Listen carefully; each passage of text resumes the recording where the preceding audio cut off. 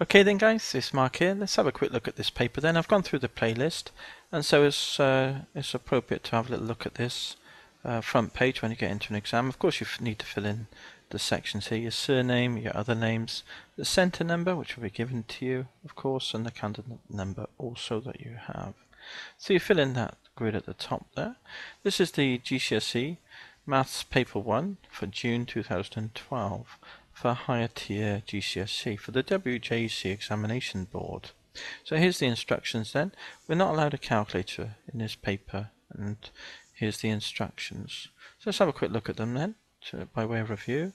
Use black ink or black ballpoint pen. So I think they photocopy or scan documents sometimes, so black ink helps things to come through, so it is important to use those. Do not use gel pen or correction fluid. Write your name, centre number and candidate number in the spaces at the top of this page. Answer all questions. Let me just get that. All questions in the paper in the spaces provided.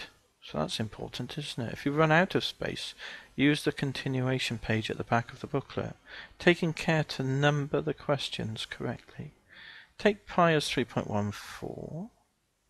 Okay, not that's the approximation for pi there, not to any more higher degree of accuracy. Information for candidates: you should give details of your method of solution when appropriate. So always explain what you're doing. Unless stated, diagrams are not drawn to scale. Scale drawing solutions will not be acceptable where you are asked to calculate. The number of marks is given in brackets at the end of each question or part question, and you are reminded that assessment will take into account the quality of written communication, including mathematical communication used in your answer to question 2, part A. So look out for that one, because that's one where you have to communicate properly with use of good English there, really. So just a couple of little thoughts then.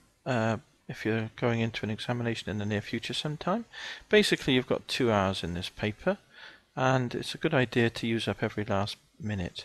I would always read through the paper at the beginning myself, just briefly, to familiarise yourself with the paper and its contents. There's 2 benefits in particular that stand out to me. The first benefit is that you can choose which question you'd like to start with, and sometimes it's nice to get off to an easy as possible start. So a question you find nice and user friendly that you can do in double quick time, that would be a good idea, and then you can tick off what questions you've done, of course. Many prefer to work through the paper sequentially anyways, but if you prefer to do something you're confident with to start with, to get off to the best possible start, then that's not a bad idea.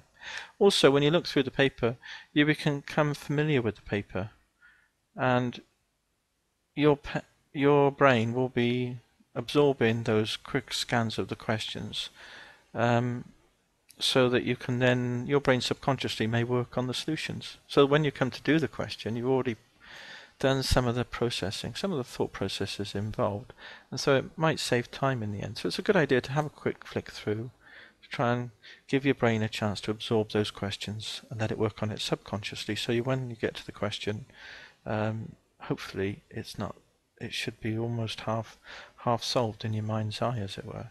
So those are 2 benefits, I think. So of course, when you go to an exam, use up all this time, use every last possible minute. Don't walk out early. That's a no-no, because you want to eke out every last possible mark to get as good a grade as you can. So if you finish early in the exam and you've got some time left, then double check your answers, because that's a good thing to do in maths. Most of the time you can double check and read through what you've done to make sure you haven't made a mistake, and read the questions carefully, of course. And then if you've finished double checking everything and there's still a little time, start triple checking the problems, so that you can eke out every last possible mark, so you get as good a mark as you possibly can and get the marks you deserve for all your hard work. So if you're taking an exam in the near future then guys, paper 1, higher tier paper, I'd just like to wish you all the best. Hope you do well, and hope you get the just desserts for all the hard work that you've put in. Cheers!